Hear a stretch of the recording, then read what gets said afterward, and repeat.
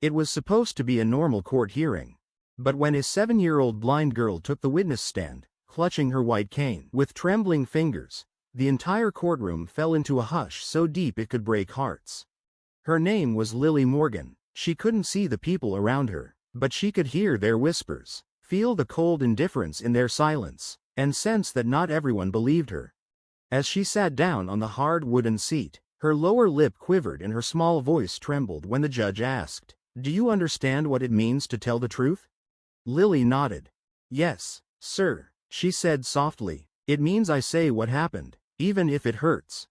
But the real truth, the one no one was ready to believe, was about to walk through that courtroom door on 4 legs, and when it did, everything would change. Lily had lost her eyesight when she was just 3 years old, due to a rare autoimmune disorder. Her world had gone dark before she even learned to ride a bike, but what she lacked in sight, she made up for with intuition, an open heart, and the most remarkable sense of trust. That trust lived in her bond with one being, her service dog, Scout. Scout wasn't just a dog, he was her protector, her guide, her best friend, a large, noble golden retriever with eyes that seemed to understand more than most people ever could. For 3 years, Scout never left Lily's side. He led her to school, nudged her away from curbs, and guided her closer to hope, until the day everything went wrong.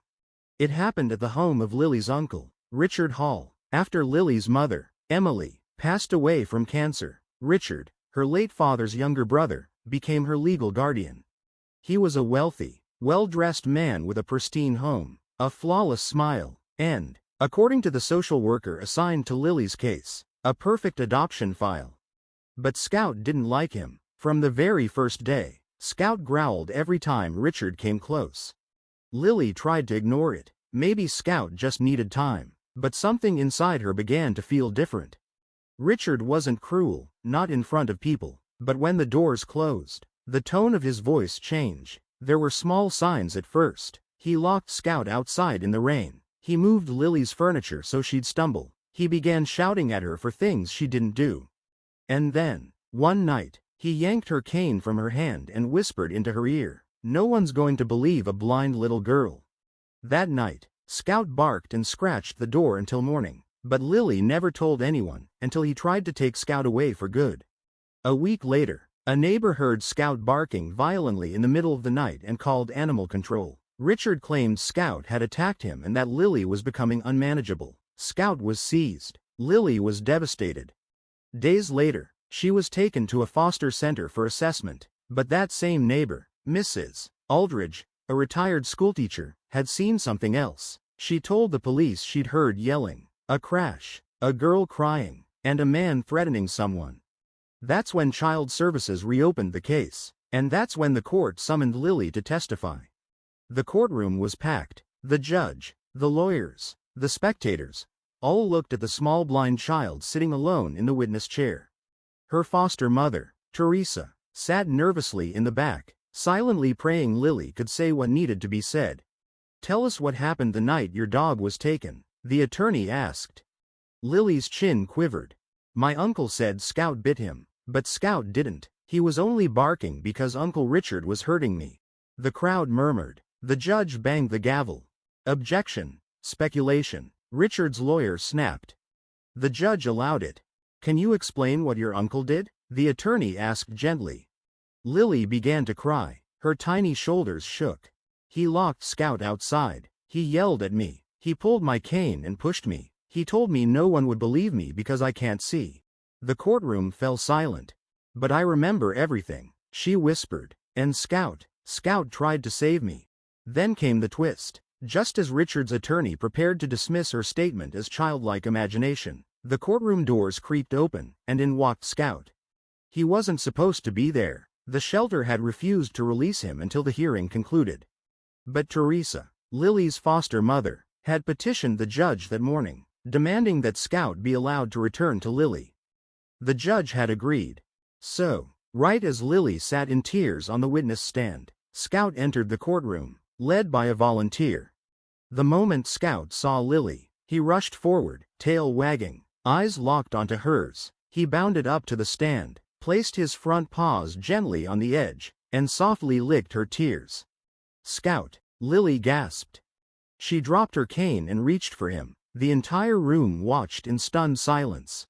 But then, something else happened. Scout turned. Slowly, methodically, he walked over to Richard, who sat stiffly beside his lawyer. Scout stopped just 2 feet in front of him, then growled. Low. Deep. Unmistakable. The same growl he'd given the night everything went wrong. The judge stared. The crowd held their breath. And then, as if on cue, Scout stepped closer and began sniffing at Richard's coat pocket. He nudged it, barked once, then again. A bailiff stepped forward. Sir, may I? He asked.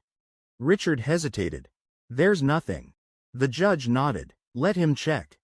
Inside Richard's coat pocket was a bottle of sedatives, prescribed to a name that wasn't his. The prosecutor's eyes narrowed. Further inspection revealed faint bruises on Lily's arms, bruises the state had once dismissed as accidental. The pieces fell into place. 3 weeks later, Richard Hall was convicted of child endangerment and unlawful possession of a controlled substance. The court awarded permanent custody of Lily to her foster mother, Teresa. And Scout? Scout became the town's most honored dog. The story made national news. Blind girl's dog reveals the truth in courtroom twist. Scout the hero dog, loyalty that could not be silenced. People across the country sent letters, toys, and messages of love, but for Lily, none of that mattered. All she wanted was Scout back, and now she had him. Months passed. Lily returned to school, her confidence slowly growing. Teresa enrolled her in piano lessons. Scout walked beside her every day, guiding her through the halls, sitting next to her during recess, sleeping curled at her feet every night. One day, when someone asked how she knew Scout would always protect her, Lily answered softly, because he never left me, even when no one else could see the truth. Years later, Lily became an advocate for children with disabilities. She stood in courtrooms herself, not as a victim, but as a voice for others. At every speech, she carried a framed photo of Scout, who passed away peacefully at age 14. Holding it high, she'd say, "This is the dog who saw what others couldn't, and taught me never to be afraid of the truth." If this tale moved you, if you felt the tension, the heartbreak, and the triumph, please support our channel by hitting the like button and subscribing. Your support means the world to us and helps us bring more thrilling, emotional, and inspiring stories your way. Leave a comment below and let us know what you think. Do you believe dogs have an extraordinary sixth sense?